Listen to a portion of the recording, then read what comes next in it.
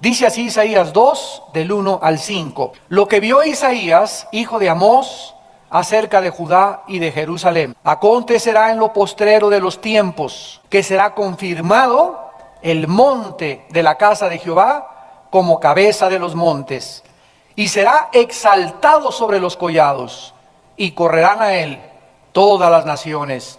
Y vendrán muchos pueblos y dirán: venid y subamos al monte de Jehová, a la casa del Dios de Jacob, y nos enseñará sus caminos, y caminaremos por sus sendas. Porque de Sión saldrá la ley, y de Jerusalén la palabra de Jehová. Y juzgará entre las naciones, y reprenderá a muchos pueblos, y volverán sus espadas en rejas de arado, y sus lanzas en hoces.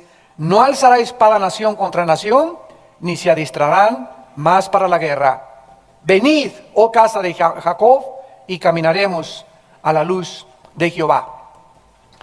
El futuro es absolutamente incierto para la mayor parte de los seres humanos. Muy pocas personas tienen realmente una seguridad, una esperanza, una certeza como la tenemos los cristianos, gracias a que tenemos la Biblia acerca de en qué va a terminar el mundo que nos rodea. ¿En qué van a terminar las sociedades? ¿En qué va a terminar tu propia vida y mi propia vida? Gracias a Dios que en la Biblia el Espíritu Santo nos ha dejado claramente delineado y detallado el futuro, principalmente en cuanto al futuro gobierno del mundo. Hace muchos años, Dios había escogido a una pareja en el huerto del Edén para que fueran gobernados por Dios. Esta pareja, de acuerdo a la historia bíblica, se rebeló contra su creador, y en ese momento el ser humano decidió ser autónomo. Quiso gobernarse él mismo y decidió que no necesitaba una ley superior a él, pensamientos superiores a él, sin darse cuenta que el entendimiento y sus razonamientos se habían totalmente oscurecido.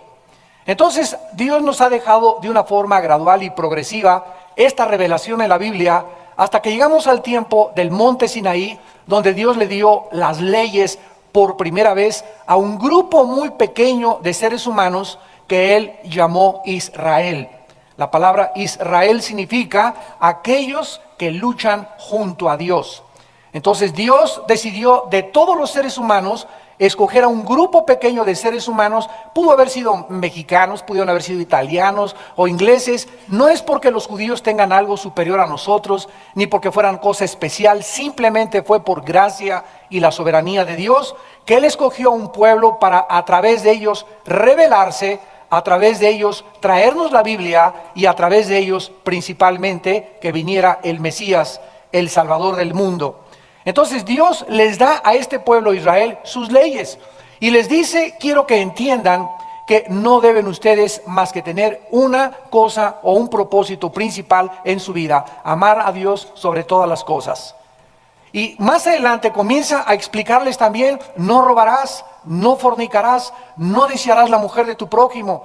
Y comienza a postular lo que se conoce como la ley moral, los 10 mandamientos, para que nosotros supiésemos que existe una verdad absoluta, que existen verdades morales absolutas para todos los tiempos, para todas las edades, para todas las personas, en todos los lugares. No hay tal cosa como verdades relativas que, bueno, estas verdades se aplican al siglo XVI, estas verdades se aplican al siglo XIV, y esto es ya anticuado, porque cuando venimos a la Biblia son verdades universales, que tienen como punto de referencia al mismo creador del universo.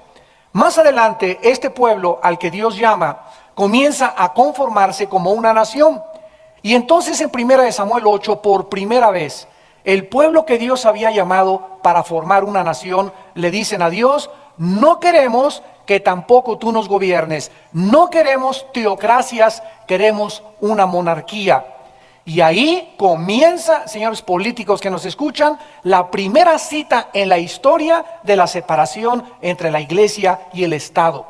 Ahí fue cuando Dios dijo: bueno, ustedes van a gobernarse, van a tener un rey, y al mismo tiempo voy a mandar profetas para que ellos se ocupen de la conciencia moral del pueblo y los reyes o los gobernantes se ocupen de legislar leyes y de aplicar las leyes y de forzar que las personas cumplan las leyes. Ahí vino, repito, la separación entre la iglesia y el Estado.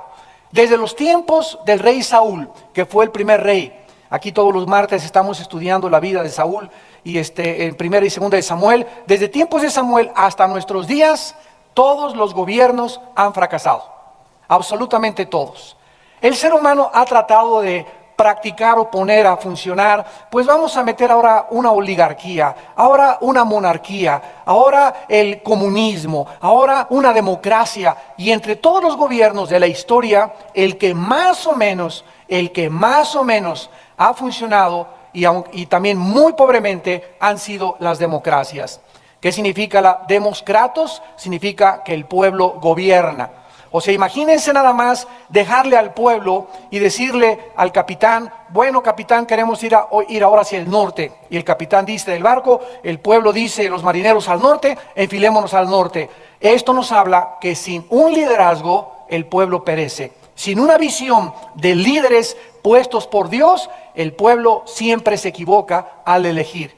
Y esta es la razón por la cual actualmente pues los ciudadanos de casi todas las naciones amanece y ves una fotografía colgando en la calle que dice el pirrín pirrún y vota por él para diputado y dices, bueno, ¿y este de dónde salió?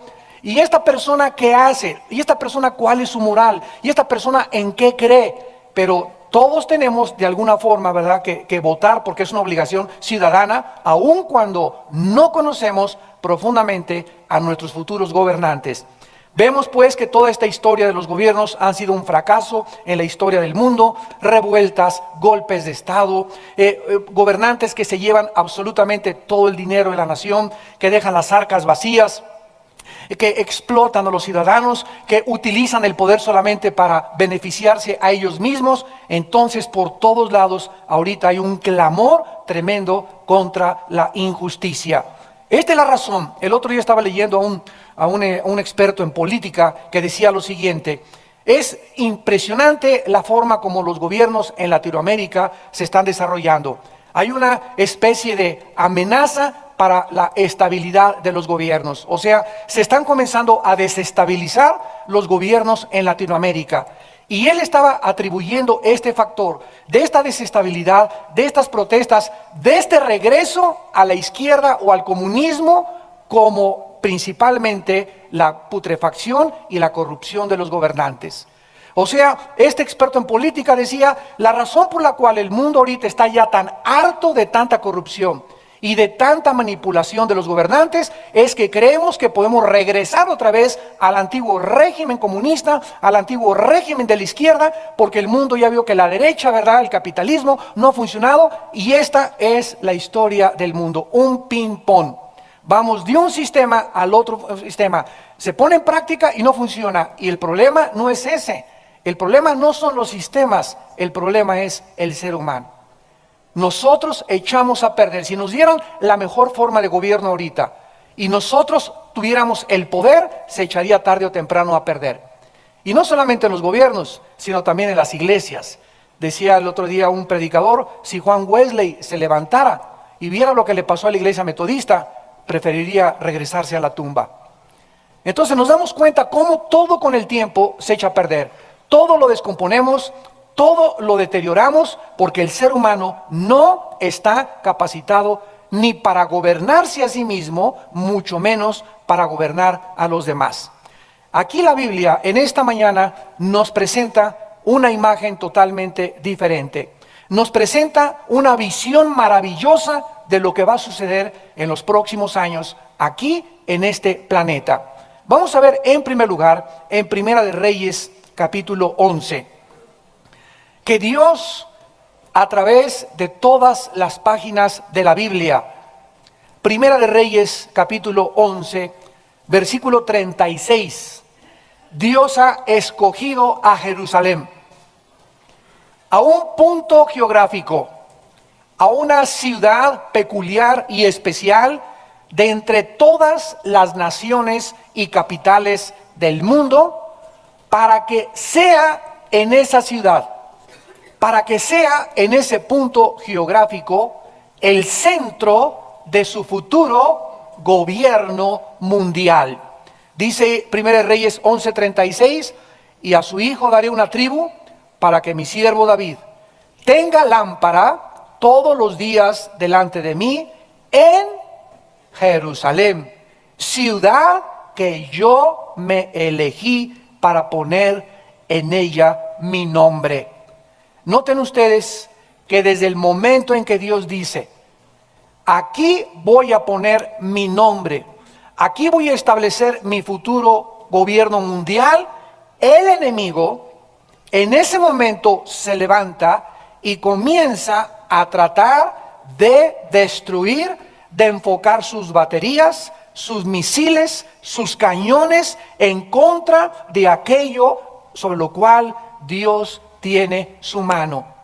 Y no es coincidencia, señores historiadores, que a través de toda la historia pueden ustedes investigar. No ha existido una ciudad más controvertida, más disputada, una manzana de discordia más grande que ahorita en el siglo XXI todavía continúa siendo el foco de la atención mundial. Jerusalén es disputada por las tres religiones monoteístas más grandes de toda la historia: el judaísmo, el islam y el cristianismo. Se disputan la ciudad de Jerusalén.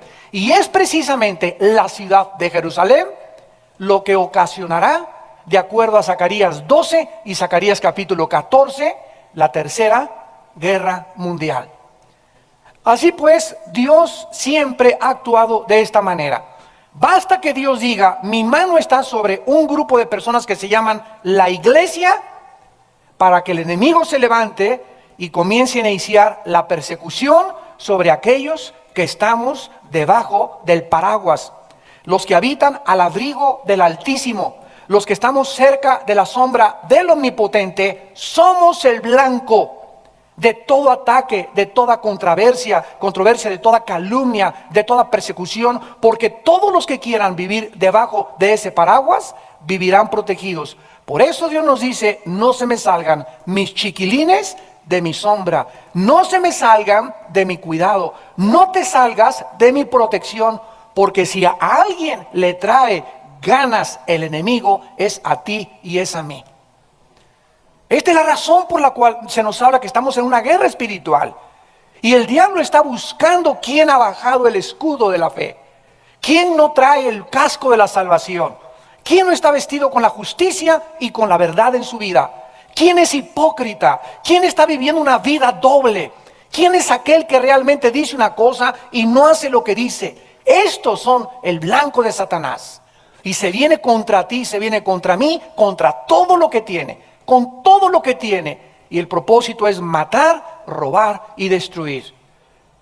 En 2 de Reyes, capítulo 21, volvemos otra vez a leer la misma intención divina de haber escogido a esta ciudad, porque no vamos a entender Isaías 2 hasta que entendamos el propósito divino. Dice 2 de Reyes 21, versículo 7. Y puso una imagen de acera que él había hecho en la casa de la cual Jehová había dicho a David y a Salomón su hijo: yo pondré mi nombre para siempre en esta casa y en Jerusalén, a la cual escogí de todas las tribus de Israel. Vemos pues ya claramente que Dios ha escogido la ciudad de Jerusalén, y esta es la única explicación histórica y sociológica por la cual, a través, repito, de todos los años que hemos vivido y de lo cual damos testimonio en la historia humana en este mundo, Jerusalén ha sido, es y será el blanco del ataque internacional. Y ahí va a culminar la tercera guerra mundial. Regresamos a Isaías y demos estudio expositivo a este pasaje tan precioso y tan maravilloso que se encuentran aquí en estos poquitos versículos, un mar de tesoros y de piedras preciosas que vamos a tratar de desenterrar en esta mañana. Se inicia diciendo que Isaías todo esto lo vio acerca de Judá y Jerusalén. Y comenzamos en el versículo 2, donde se nos explica cuándo va a suceder esto. Acontecerá en los Asharit de los Yom, en el original hebreo. Asharit, Yom, en lo postrero de los tiempos. Muy bien.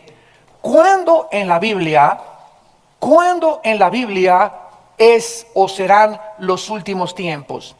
Los postreros tiempos, la consumación de los siglos, el fin de los siglos. Todas estas frases que son similares y son paralelas a el mensaje divino de la culminación de la historia del tiempo de Dios. Veamos en primer lugar qué significa esta frase Acharit Yom, que se tradujo los postreros de los tiempos. ¿Qué periodo de la historia se inició en los últimos días? En primer lugar, los profetas hebreos. Miqueas capítulo 4. Los profetas hebreos se refieren todos a un tiempo futuro de la historia humana que se conoce como los últimos días, los postreros tiempos, el fin del siglo. Dice Miqueas capítulo 4, versículos del 1 al 4. Acontecerá en los Acharit Yom, la misma frase, en los postreros tiempos, que el monte de la casa de Jehová será establecido por cabecera de montes, más alto que los collados, y correrán a él muchos pueblos. ¿Qué está diciendo Miqueas? Lo mismo que está diciendo Isaías en el capítulo 2. Nada más que con la diferencia que Miqueas hay como 30 o 40 años de diferencia entre el profeta Isaías. Pero él está diciendo lo mismo, que va a venir un tiempo cuando Dios establecerá su gobierno mundial. Vendrán muchas naciones diciendo: venid y subamos al monte de Jehová, a la casa del Dios de Jacob. Nos enseñará en sus caminos, andaremos por sus veredas, porque de Sión saldrá la ley y de Jerusalén la palabra de Jehová. Juzgará entre muchos pueblos, corregirán naciones poderosas hasta muy lejos. Martillarán sus espadas para asadones, sus lanzas para hoces, y no alzará espada nación contra nación, ni se ensayarán más para la guerra. Muy bien, estos profetas hebreos comenzaron a anunciar: viene un tiempo final de la historia, viene un tiempo postrero, vienen los últimos días. Y cuando nosotros brincamos del Antiguo Testamento al Nuevo Testamento, la primera pregunta en Mateo 24 que los discípulos le hicieron a Jesucristo fue precisamente, en ese afán que todos tenemos de curiosidad, lo que los antiguos profetas hebreos comenzaron a anunciar. Dice Mateo capítulo 24, versículo 3. Y estando él sentado en el monte de los olivos, los discípulos se le acercaron aparte diciendo: dinos, ¿cuándo serán estas cosas?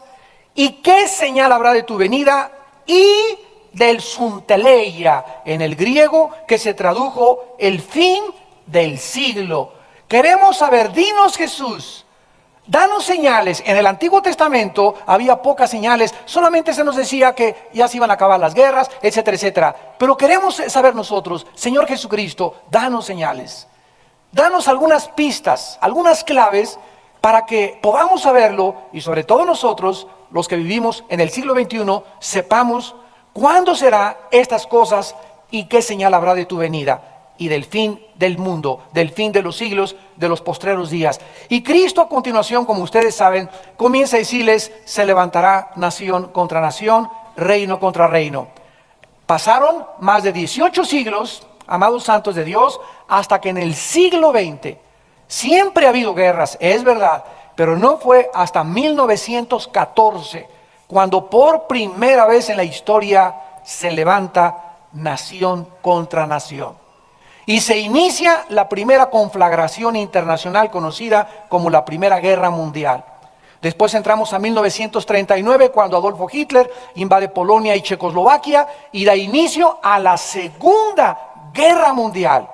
Lo que no pasó en toda la historia humana sucedió por la tecnología, por los avances científicos, porque ahora tenemos ya aviones y tenemos armas que pueden con cirugía precisa y exacta mandar una bomba dirigida con computadora con un margen de error de 2 o 3 centímetros, etcétera, etcétera. Pero no fue más que en el siglo XX donde comenzamos a ver las señales de que nos encontramos verdaderamente en los últimos días.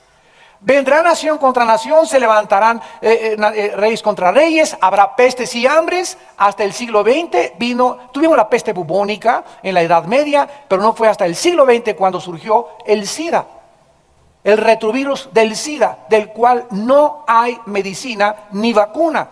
Y ha diezmado a millones y a millones de personas, mucho más profundamente que la peste bubónica de la Edad Media. Tenemos terremotos igual que anunció Cristo. Siempre ha habido terremotos, pero nunca con la magnitud, ni la intensidad, ni la frecuencia desde 1976, de acuerdo al Instituto Sismológico de Boulder, Colorado. Hemos tenido siempre pestes y hambres, pero nunca como en el siglo XX. Parecería que en el siglo XX, el siglo donde el ser humano se levantó como ateo, porque nunca en la historia ha habido tantos ateos como en el siglo XX. Freud, para mencionarles a uno, Sigmund Freud, Carlos Marx, Friedrich Nietzsche, Carlos Darwin, todos aquellos cuyas ideas permearon las universidades actuales, fueron los que se levantaron en el siglo XX por su envanecimiento de soberbia intelectual en ateos, y dice el necio, no existe Dios.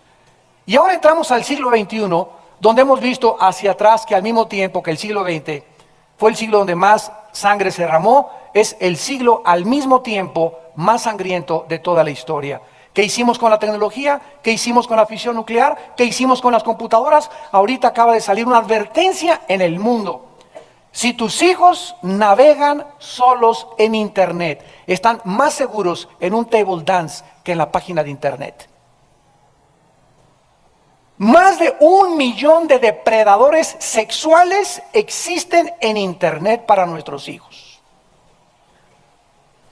Están más seguros en un table dance y en un bar que navegando en internet. Cuídense, papás, de las páginas y del internet cuando se meten sus hijos. Cuiden ustedes porque se les pueden meter candados. No los dejen navegar solos.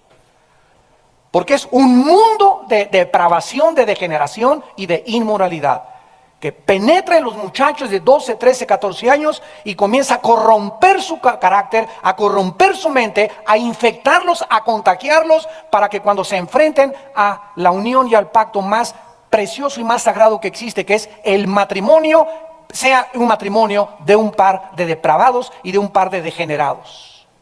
Eso es lo que tiene el diablo como intención, destruir la familia, para que acaben aceptando casarse hombre con hombre y mujer con mujer, para que acaben convenciéndose en sus mentes y pierdan ya la característica, la capacidad de distinguir entre el bien y entre el mal.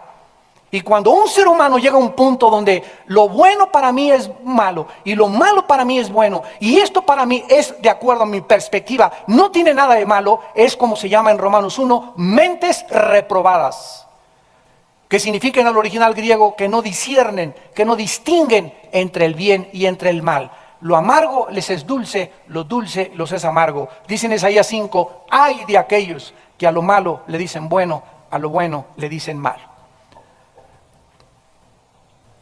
En Hechos capítulo 2, vamos a terminar los últimos tiempos. El Nuevo Testamento, después de que ya le preguntaron a Cristo y Cristo da algunas señales, ya los escritores del Nuevo Testamento nos dan todavía mucho más claridad para mostrarnos cuándo comenzaron los últimos tiempos y cuándo van a terminar.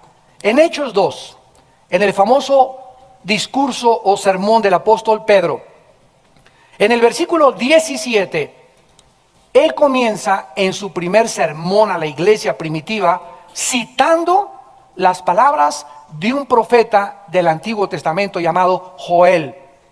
Y dice Hechos 2:17, y en los postreros días, y aquí ya en el griego es escatos emera, que se tradujo en los últimos días o en los postreros días. Vamos al libro de Hebreos, capítulo 1. O sea, Pedro ¿Dónde está ubicando el inicio de los postreros días? No oigo. En Pentecostés el Espíritu Santo cae y la gente comienza a preguntarse, oye, ¿qué es lo que está pasando aquí? Y entonces Pedro cita un versículo, un pasaje de Joel y dice, esto está aconteciendo, lo que está escrito, en los postreros días, bla, bla, bla, bla, derramaré mi espíritu, etcétera, etcétera. O sea, Pedro está ubicando el inicio de los últimos días con la venida del Espíritu Santo. Con la venida de Jesucristo a nuestros tiempos. Hace 2000 años comenzó la última generación, comenzó los últimos tiempos, comenzaron los postreros días, que son los días de la iglesia. Hebreos capítulo 1, Dios habiendo hablado muchas veces y de muchas maneras en otros tiempos a los padres por los profetas, en estos escatos emera, otra vez la misma frase en griego, en estos postreros días, o sea, el apóstol que escribe la carta a los hebreos vuelve a rectificar que los últimos tiempos comenzaron con la venida de los apóstoles. O sea, los apóstoles ya se consideraban que se encontraban en los postreros días. Primera de Pedro capítulo 1, allá a la vuelta de Hebreos sigue Pedro. Primera de Pedro capítulo 1, versículo 20. Ya destinado, está hablando de Jesucristo, Primera de Pedro 1, 20. Ya destinado desde antes de la fundación del mundo, pero manifestado en los escatos tiempos por amor de vosotros. Cristo entra y hace su aparición en el escenario mundial, en la administración y en la economía divina en los últimos tiempos. Y finalmente en Primera de Juan capítulo 2, después de Pedro, sigue Segunda de Pedro y después Tercera y Cuarta de Pedro. Nada, ¿verdad? Nada más quería cacharlos. Primera de Juan 2, versículo 18. Pongan atención, porque está relacionado con el anticristo. Pasado mañana es el día 6 de junio del mes 6 del año 2006. Y cada 100 años, esta fecha cae, cada 100 años la fecha cae en 666. Lo interesante de esto es que toda la gente que no cree en la Biblia y toda la gente que se burla de la Biblia, ahorita sí cree. No se imaginan cuántas personas nos han hablado de la televisión, de Radio Centro, de La Charrita del Cuadrante, de radio, de todas las estaciones de radio, para invitarnos o que les mandemos cristianos para que expliquen, por favor, cuál es la relevancia del 666 y por qué la gente está tan asustada. Oye, si no creen en la Biblia, ¿por qué están asustados? Porque en la Biblia es el único lugar y el único volumen de literatura de los billones que existen en la Biblia y en el cristianismo donde aparece el 666 como el símbolo del anticristo. Apocalipsis capítulo 13. Ahí está. Y pondrá una marca en la mano derecha y en la frente, y el que tenga sabiduría cuente el número de la bestia. Cuente el número de la bestia. O sea, el 666 es un número que se le atribuye al anticristo, con el cual marcará a la humanidad y controlará los gobiernos. Lo interesante es, ¿por qué los grupos de rock satánico usan el 666? ¿Por qué los satanistas usan el 666? ¿Por qué está relacionado el 666 con la maldad, con el anticristo? Por causa de la Biblia. Pues no, que no la creían. Digo, si la Biblia no tiene relevancia y la Biblia no es verdad, no te preocupes entonces. Hay gente que no quiere ni salir el pasado mañana, el martes, de su casa. Una señora me dice, oiga, hermanos, que a lo mejor hasta un camión me puede atropellar. Y le dije, mayor es el que está dentro de nosotros que el que está en el mundo.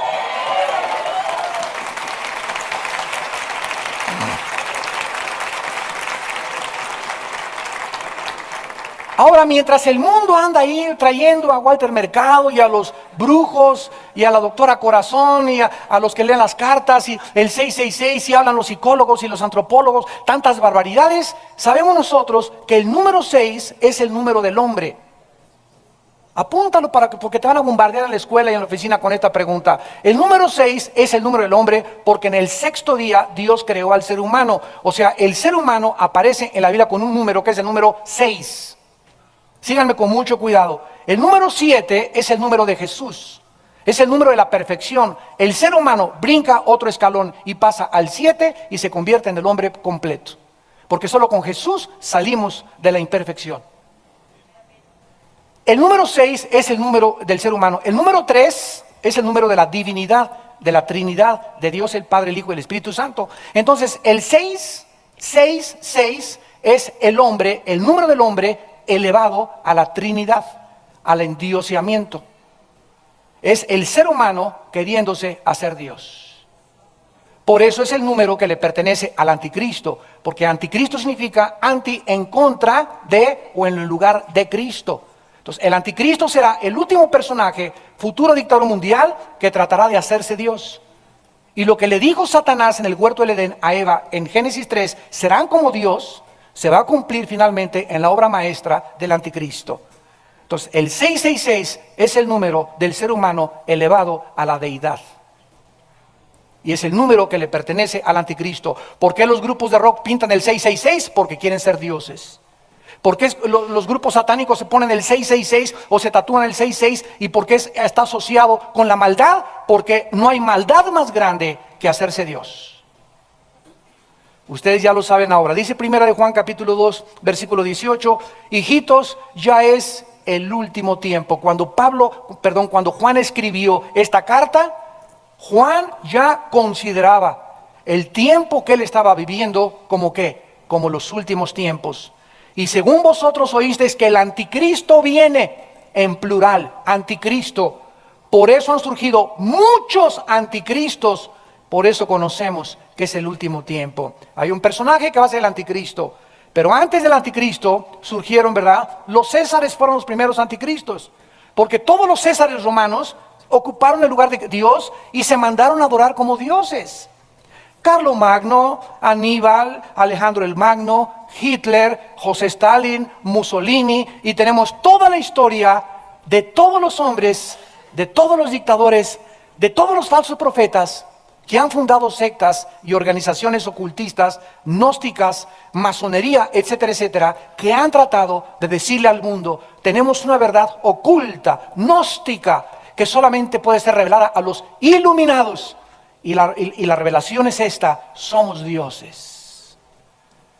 Podemos nosotros gobernar el mundo, podemos traer la solución a los problemas internacionales. No necesitamos a Dios. Nosotros los economistas podemos solucionar el problema de México. Y el problema, y todos de una forma curiosa, todos se enfocan y creen y siguen creyendo que el problema es la pobreza. No. El problema es que todos amanezcamos ya iguales, que todos tengamos una distribución equitativa de las riquezas y se acabarán los problemas. Cuando la historia nos demuestra exactamente lo contrario. Cuando Carlos Marx soñó utópicamente y dijo, el problema de la sociedad es que el proletariado debe quitarle a los ricos y los ricos bajarlos de la burguesía abajo para que los de abajo suban y los de arriba bajen, fue el error visual, existencial y filosófico más grave de toda la historia. Porque cuando el proletariado tomó a los burgueses y los bajó de su lugar, los mismos que estaban abajo se comenzaron a comportar que los que estaban arriba. ¿Por qué? Porque el problema no es las clases sociales, es el pecado dentro del ser humano. Cualquier ser humano, cualquier clase social que tú pongas arriba, que le des poder, que le des dinero, que le des autoridad, se descompone y se echa a perder. Y si no, bájate a un indito del cerro, pone una cachucha de policía y una macana. Y desconoce hasta a su mamá. Mientras el mundo, amados santos de Dios, mientras el mundo anda a tientas, es esto. La pobreza, es la falta de economía. Y andan cayendo como osos gruñendo y como aves heridas, dicen Jeremías, lastimados por todos lados. Mientras el mundo sigue en tinieblas y sigue creyendo que puede haber un partido, que puede haber un hombre que pueda traer la solución y pueda acabar con los problemas sociales y sigan siguiéndose con la finta, nosotros tenemos la luz. Nosotros sabemos a dónde vamos. ¿En quién hemos creído? ¿A dónde nos dirigimos? ¿Cuál es la realidad de toda la vida en que estamos nosotros involucrados? Tenemos la palabra profética más segura, a la cual haríamos bien en estar atentos como una antorcha que alumbra, mientras las tinieblas pasan y el lucero de la mañana brilla en nuestros corazones. Regresamos a Isaías. Y dice la Biblia que entonces en los últimos días, que ya estamos nosotros acercándonos a esta consumación, y comienza el profeta a profetizar y anunciarnos qué sucederá. Número 1, versículo 2, Isaías 2, versículo 2.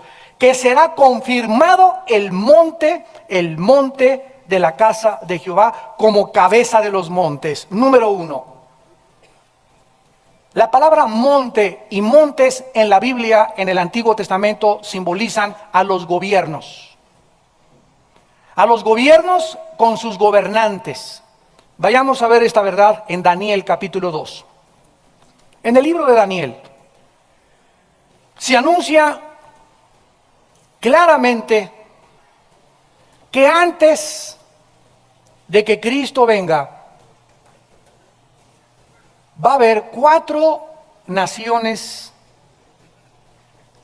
que fueron las 4 naciones con que se inició teológicamente lo que se conoce como el tiempo de los gentiles.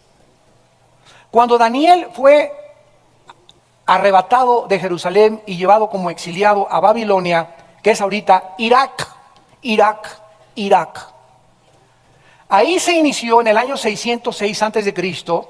lo que se conoce como el tiempo de los gentiles. O sea, desde los tiempos de Daniel o en el tiempo de los gentiles, Israel fue sacado de su tierra y fue llevado en cautividad. Ahí se conoce la Biblia como los tiempos de los gentiles, y desde hace 2600 años, 600 años antes de Cristo, Daniel, desde hace 2600 años hasta 1948, pasaron 2000 años, 2300 años casi, que Israel regresó a su tierra el 14 de mayo, cuando se constituyó como Estado libre, soberano e independiente. Todo ese tiempo se conoce la Biblia como el tiempo de los gentiles. Y en ese tiempo, Daniel trabajaba como uno de los más grandes asesores de un rey llamado Nabucodonosor. Y este rey tuvo una visión, que Dios le dio esa visión al rey. Y era una estatua inmensa con la cabeza de oro, el pecho y los brazos de plata, el vientre de bronce y las 2 piernas de hierro. Sigan con mucho cuidado esta explicación. El rey está loco, buscando, Dios mío, ¿qué pasa con esa estatua? Yo no entiendo. Tráiganme a los astrólogos, tráiganme a los brujos, tráiganme a todas las personas involucradas en la bola de cristal, a los que leen el café turco, a los que echan las cartas tarot. Tráiganmelos a todos. Y nadie le pudo explicar qué significaba la estatua. Y se enojó tanto el rey que dice, pues ahora que se mueran todos, son una bola de mentirosos, ninguno conoce el futuro. Y entonces Daniel, cuando escucha que el rey iba a mandar matar a todos aquellos que estaban trabajando como sabios de él, le dijo al capitán del rey, dile que me dé oportunidad y yo le voy a dar la respuesta al rey. Pasaron algunos días y Dios le da a Daniel la interpretación de esta estatua, donde en esta interpretación que se encuentra en el capítulo 2 de Daniel, Dios pone en orden todos los gobiernos que existirían desde hace 2600 años hasta que Jesucristo regrese. Y le dice Daniel a el rey, sea el Dios de los siglos bendito, porque Él es el que da la sabiduría a los sabios, el entendimiento a los entendidos. Él cambia y muda las edades y los tiempos. Con Dios está la luz. Él conoce lo profundo y lo escondido, y a mí, oh rey, me ha revelado. No porque yo sea mejor que los demás, ni más inteligente que los demás, sino porque en cuanto al Dios del cielo le ha agradado revelar a vuestro rey el futuro. Y le dice Daniel a continuación, la cabeza de oro eres tú, rey Babilonia. Después vendrá otro rey inferior a ti. Y de acuerdo a la historia, después de los babilonios surgieron los medos persas, que están simbolizados por el pecho y los brazos de plata. Y le dice Daniel, y después vendrá otro tercer rey inferior, con otro metal más barato, que es el bronce, que es Alejandro el Magno, cuando los griegos conquistaron a los medos y a los persas. Y le dice Daniel, y después vendrá un cuarto reino, que son las 2 piernas de la estatua, que estaban simbolizadas por el hierro. Vean ustedes, oro, plata, bronce y hierro. O en otras palabras, los gobiernos iban cada día a deteriorarse más. A través de los metales, el Espíritu Santo nos revela de qué forma se iban a ir deteriorando los gobiernos y los imperios mundiales. Y le dice Dios a Daniel, en estas dos piedras de hierro es el cuarto hierro, que es Roma, fue el cuarto imperio mundial. Y después le dice Dios a Daniel, y Daniel, los pies y los dedos de la estatua estaban mezclados con hierro, o sea, iba a haber parte del imperio romano y parte de barro. El barro representa al Medio Oriente, el hierro a Europa, o al imperio antiguo romano, que fue el que gobernó en los tiempos de Jesucristo. En el versículo que vamos a leer a continuación de Daniel, dice la Biblia que cuando Cristo venga, viene como una piedra que golpea contra esa estatua y se pulveriza la cabeza, los hombros, el vientre, y se cae toda la estatua, se derrumba. Y de esa piedra se hace un grande monte sobre la tierra. O sea que Cristo nos dice que antes de que Él venga, estará gobernando Irak, Irán, Grecia y el Imperio Romano.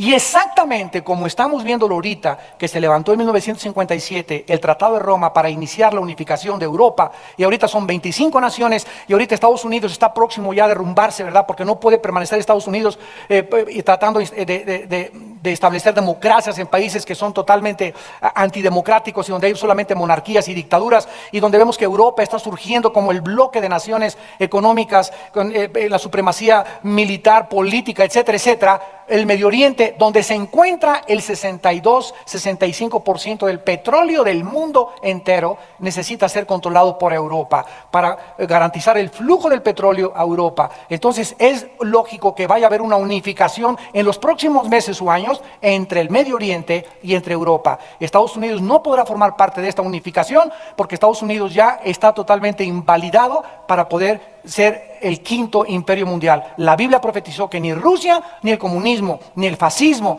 ni José Stalin, ni nadie iba a ocupar el poder mundial antes que viniera Cristo, sino que sería un bloque de naciones de Europa y del Medio Oriente.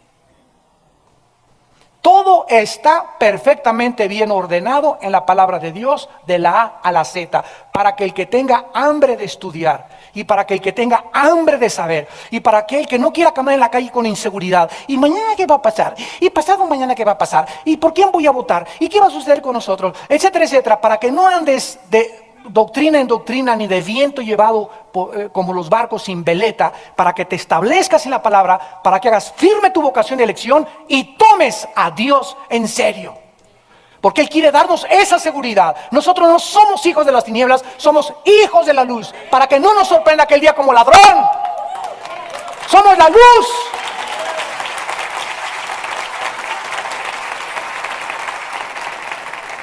Y entonces dice en Daniel 2, versículo 35, entonces fueron desmenuzados también el hierro, el barro cocido, el bronce, la plata y el oro. O sea que cuando Cristo venga, estos imperios que surgieron hace más de 20 siglos, más de 2000 años, en la historia volverán a tener su existencia en la venida de Jesucristo. Por eso en el Medio Oriente, Irak va a volver a levantarse, porque se va a convertir en el centro del comercio mundial, de acuerdo a Apocalipsis 18. Irán, que ahorita están todas las naciones tratando a este presidente de convencerlo de que no fabrique el uranio 235 para fabricar la bomba atómica, y que se está ahorita creando una tensión tremenda en el Medio Oriente. Ese Irán que ahorita está en las páginas de los periódicos, ese Irak que surgió otra vez en las noticias desde 1993, la guerra del Golfo Pérsico, Europa que está surgiendo ahorita, todas las naciones, damas y caballeros, historiadores que me escuchan, que la Biblia profetizó hace más de 2500 años que ocuparían la preeminencia en el último escenario mundial, son las naciones donde está enfocada las noticias y los encabezados periodísticos en el siglo XXI. Para que le digas a tu maestro, ¿verdad?, que dice, la vida fue hecha por hombres. Si fuera hecha por hombres, nadie más que Dios conoce el futuro. Y las profecías cumplidas son una de las evidencias más grandes de que este libro no fue inventado ni fue hecho, como el Evangelio de Tadeo, el de Juan Diego, el de Judas, el de María Magdalena, fue hecho inspirado por hombres, por apóstoles, por profetas calificados y ungidos por el Dios creador del universo. Entonces el bronce, la plata y el oro cocido fueron como tamo en las eras del viento, y se los llevó el viento sin que de ellos quedara rastro alguno. Más la piedra que hirió a la imagen fue hecha un gran monte que llenó la tierra. Este es el sueño y la interpretación diremos en presencia del rey, dijo Daniel. Vemos pues que los montes son el símbolo del gobierno. Regresamos a Isaías. Cuando Isaías dice, acontecerá en los postreros tiempos que será confirmado el monte de la casa de Jehová. Significa, confirmado, ¿qué significa? Que se firmó antes. Por eso, confirmar es algo que antes ya estaba afirmado, pero se tiene que reestablecer. Dios desde el principio dijo Jerusalén, y ha venido ataques. El mundo parece que está viendo la maldad crecer cada vez más, pero los planes de Dios no van a ser cambiados. Él no mudará las palabras que salieron de su boca. Lo que Él ha dicho lo va a cumplir. Y Jerusalén será el centro geográfico del futuro gobierno del Rey de Reyes y Señor de Señores. Será confirmado. Será confirmado como cabeza de los montes. O sea que cuando Cristo venga va a haber solamente un gobierno mundial. Pero la Biblia nos revela, no nos va a dar tiempo a cubrir todo, la próxima conferencia lo haremos. La Biblia nos revela que al mismo tiempo van a continuar existiendo en este mundo otros gobiernos, otras naciones y otros pueblos étnicos. Al mismo tiempo que en Jerusalén, porque vamos a ir y vamos a traer y les vamos a decir, vengan, vamos al monte de la casa de Jehová, porque Él nos enseñará sus sendas y sus caminos. Vamos a ir por muchos lados, porque después de la Tercera Guerra Mundial, santos de Dios, la tercera parte de la tierra, de acuerdo a la Biblia, va a sobrevivir. Y los sobrevivientes de la Tercera Guerra Mundial, nosotros ya fuimos arrebatados y bajamos con Cristo para culminar la Tercera Guerra Mundial, pero aquí abajo en la tierra va a haber mucha gente viva cuando Cristo regrese a establecer su reino, su monte en Sion, en Jerusalén. Y nosotros vamos a ir a traer a toda esa gente que estaban allá con sus gallinitas allá en la costa chica de Guerrero, ¿verdad? En Oaxaca, en Niquilapa, allá en Atenco, ¿verdad? Allá por todos lados. Vengan y vámonos todos a Jerusalén, porque allá es donde vamos a aprender a vivir. La palabra que dice, vengan y subamos, versículo 3, y nos enseñará sus caminos, significa que Dios nos va a enseñar cómo vivir, por qué vivir, a dónde vivir y de qué forma vivir. Y precisamente sin Dios, el mundo se encuentra sin saber actualmente cómo vivir. La gente no sabe cómo vivir. Todos se han ido con la finta. Aquí se trata de hacer lana, de hacer plata. ¿No es verdad? Voy a la universidad para tener una buena carrera y hacer lana. La gente se ha ido con la finta y cree que vivir es algún día ser famoso, algún día ser popular, ocupar una posición, tener un puesto prestigioso, llegar a ser político, llegar a hacer todas esas cosas. Y nada de eso está mal. Lo que está mal es que convirtamos estos ideales en el centro y el principal propósito de nuestra existencia. Porque entonces ahí, cuando lleguemos a ese ideal y seas famoso y tengas posición y tengas autoridad y seas presidente de la República, ahí en ese ambiente te vas a descomponer, te vas a echar a perder. Porque no fuimos creados para que la gente nos aplaudiera demasiado, ni para que nos diera la gloria a nosotros, ni para que fuéramos como dioses seguidos y como artistas de cine, etcétera, etcétera, porque solo a alguien le pertenece la gloria, la honra, la posición, la autoridad y la majestad por los siglos de los siglos.